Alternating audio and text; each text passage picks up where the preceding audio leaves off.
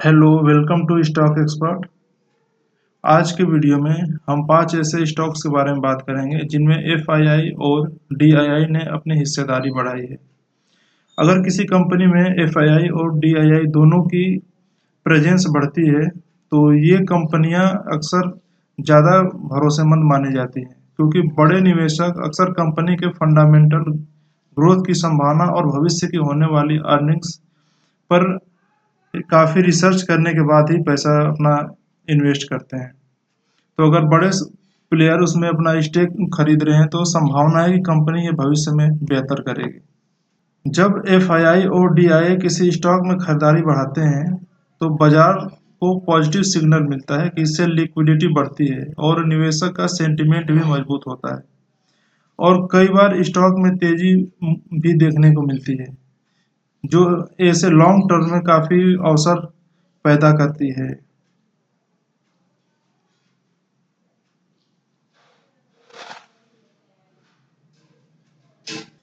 आज हम ऐसे 5 स्टॉक्स देखेंगे जो हालिया क्वार्टर में इंस्टीट्यूशनल इन्वेस्टर ने उसमें अपना स्टेक बढ़ाया है। यह केवल नाम नहीं है, बल्कि स्मार्ट मनी का मूवमेंट को समझने का मौका है। कई बार बड़े निवेशक की एंट्री आने वाले ब्रेकआउट या फिर मजबूत रैली की शुरुआती संकेत भी मानी जाती है।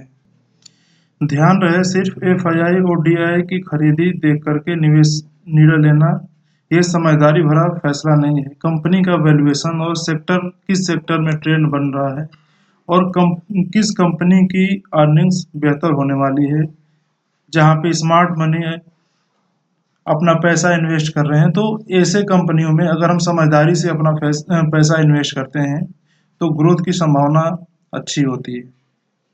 तो चलिए हम अपने पांचों स्टॉक्स को एक एक करके देखते हैं। तो आज की वीडियो का हमारा पहला स्टॉक है विशाल मेगा मार्ट। इसमें हमें बहुत सारे फंडामेंटल और टेक्निकल रेशियोज होते हैं जिनको हम आज नहीं देखेंगे। हम केवल एक उनमें से जो बहुत ही इम्पोर्टेंट इंडिकेटर होता है इन्वेस्टर, हम उसको देखेंगे।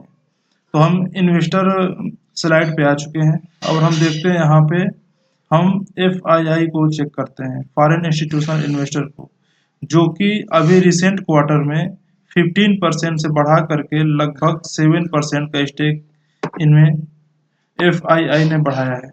लगभग 15 से लेकर के 22% हो गया है।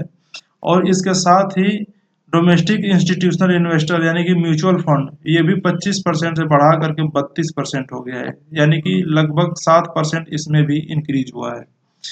तो हम इसको देख सकते हैं और हम इसको इन्वेस्ट करने से पहले अपना टेक्निकल एनालिसिस जरूर कर लें। ये कंपनियों की लिस्ट केवल उन साउंड कंपनियों की लिस्ट दी जा रही है जिसमें कि बड़े प्लेयर्स अपना पैसा इन्वेस्ट कर रहे हैं। चलिए हम अगले स्टॉक पे चलते हैं।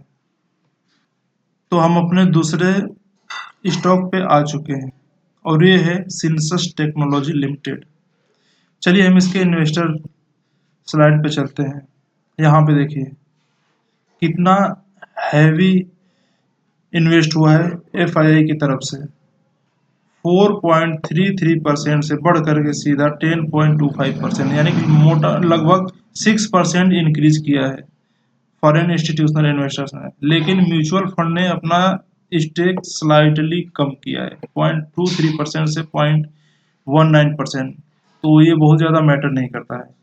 और इसके साथ ही अगर हम पब्लिक होल्डिंग की बात करते हैं तो पब्लिक होल्डिंग में देखिए 44% से 38% हो गया है, यानी कि जो एफआईआई ने स्टेक खरीदा है वो सीधा पब्लिक से उठाया है।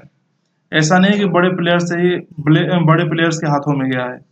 तो अगर किसी कंपनी में बड़े प्लेयर्स अगर रिटेल इन्वेस्टर्स के हाथ से ले रहे हैं शेयर, तो संभावनाएं ज़्यादा बन जाती हैं कि इसे स्टॉक्स आने वाले समय में बेहतर कर सकते हैं।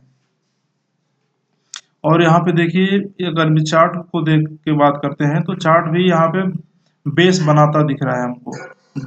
डबल बॉटम पैटर्न का यहाँ पे बनाता दिख रहा है, लेकिन अगर हम इसके ऊपर, ये हमारे वॉच लिस्ट का पार्ट होना चाहिए, अगर यहाँ पे 1200 के ऊपर जा करके सस्टेन कर लेता है तो इसमें अच्छे खासे अपॉर्चुनिटीज बन सकते हैं। तो चलिए हम अपने अगले स्टॉक पे चलते हैं। हमारा अगला स्टॉक है आदित्य इन्फोटेक लिमिटेड। तो हम इसके इन्वेस्टर्स पे आ चुके हैं और यहाँ पे देखिए इसमें FII ने भी अपना स्टेक बढ़ाया है।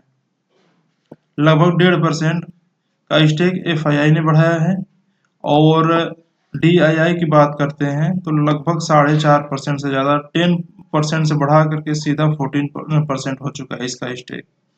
और यहाँ पे हम पब्लिक होल्डिंग की बात करते हैं तो इसमें से पब्लिक का होल्डिंग कम हुआ है, यानी कि इसमें ज़्यादातर स्टेक बड़े प्लेयर्स के हाथ में गया है, जो कि इस कंपनी के लिए फंडामेंटली और भी साउंड बना देता है। और नंबर ऑफ शेयर होल्डर्स की अगर हम बात करते हैं तो 38,000 से 36,000 यानी कि लगभग 2,000 से भी ज़्यादा इन्वेस्टर्स अपना स्टेक बड़े प्लेयर्स को बेच करके निकल चुके हैं इस शेयर से।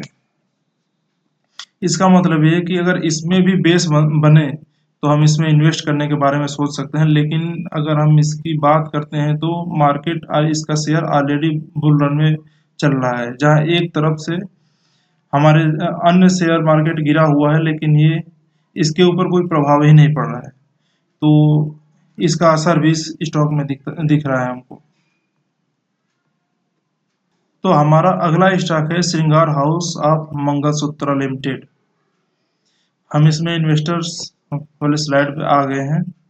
यहाँ पे प्रमोटर्स ने अपना स्टेक को एकदम फिक्स रखा है और यहाँ पे अगर हम इसमें FII को देखें तो FII 3-3.5% से बढ़ा करके 5%, यानी कि मोर देन 2% इसमें FII ने अपना स्टेक को इंक्रीज किया है। But at the same time DII अपना स्लाइटली अपने स्टेक को थोड़ा सा रिड्यूस किया है। और इसमें अच्छी बात जो ये है कि ये शेयर रिटेलर्स के लिए पसंदीदा शेयर नहीं है। यहाँ पे 20% से पब्लिक की होल्डिंग घट करके 17.88% हो चुकी है, यानी कि इसमें भी सेम सिनेरियो बनता दिख रहा है कि पब्लिक से स्टेक ले करके बड़े हाथों में शेयर जा रहा है, तो ये कंपनी के लिए एक अच्छी बात होते हैं। अगला स्टॉक है GRM ओवरसीज लिमिटेड। तो हम इसके इन्वेस्टर्स पे चलते हैं तो यहाँ पे FII के अगर हम देखते हैं तो लगभग 4.5% से ज़्यादा इसमें FII ने अपना स्टेक इंक्रीज किया है और DII ने भी यहाँ पे अपना अच्छा खासा मोर देन 1% अपना स्टेक इंक्रीज किया है। लेकिन इसका एक रेड फ्लैग ये है कि ये ज़्यादातर जो प्रोमोटर्स इंस्टीट्यूशंस ने खरीदा है इसको सेल प्रोमोटर्स ने ही किया है और यहाँ पे पब्लिक के ऊपर कुछ खास अंतर नहीं है, लेकिन फिर भी यहाँ पे पब्लिक होल्डिंग लगातार गिरता ही जा रहा है थोड़ा थोड़ा करके। और यहाँ पे नंबर ऑफ शेयर होल्डर्स की बात करते हैं तो 24,000 से गिर करके 22,000 हो चुके हैं, यानी कि कुछ स्टेक छोटे प्लेयर से भी लिया गया है, तो हम इसको भी कंसीडर करना चाहिए।